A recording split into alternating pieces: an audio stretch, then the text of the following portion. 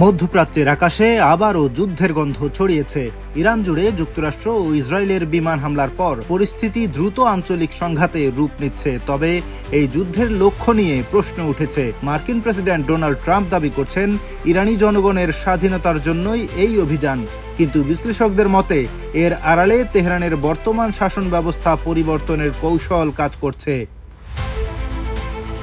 বিশেষজ্ঞরা বলছেন, শুধু আকাশপথের শক্তি দিয়ে কোনো সরকারের পতন ঘটানো কঠিন। 2011 সালে লিবিয়া সিভিল ওয়ার চলাকালে ন্যাটোর বিমান হামলা গুরুত্বপূর্ণ ভূমিকা রাখলেও শেষ পর্যন্ত দেশটির শাসক মুয়াম্মার গাদ্দাফিকে উৎখাতে মূল ভূমিকা ছিল স্থানীয় বিদ্রোহীদের। ইরানে তেমন শক্তিশালী সংগঠিত বিদ্রোহী গোষ্ঠী না থাকায় পরিস্থিতিকে আরও জটিল করে তুলেছে।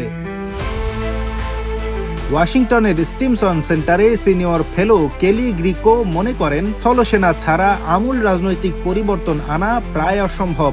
তবে স্থল অভিযান শুরু করলে যুদ্ধ আরও দীর্ঘ ও ঝুঁকিপূর্ণ হয়ে উঠতে পারে।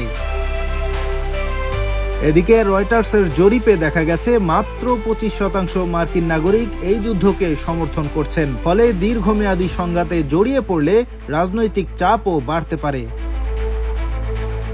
বিশ্লেষকদের মতে সবচেয়ে বড় সমস্যা হলো ট্রাম্প প্রশাসনের লক্ষ্য এখনও স্পষ্ট নয়। ইরানের পারমাণবিক ও ড্রোন কর্মসূচি ধ্বংস, নৌ সক্ষমতা দুর্বল করা নাকি সরাসরি শাসন ব্যবস্থা পরিবর্তন, এই প্রশ্নের নির্দিষ্ট উত্তর না থাকায় মধ্যপ্রাচ্যের এই সংঘাত আরও অনিশ্চিত ভবিষ্যতের দিকে এগোচ্ছে।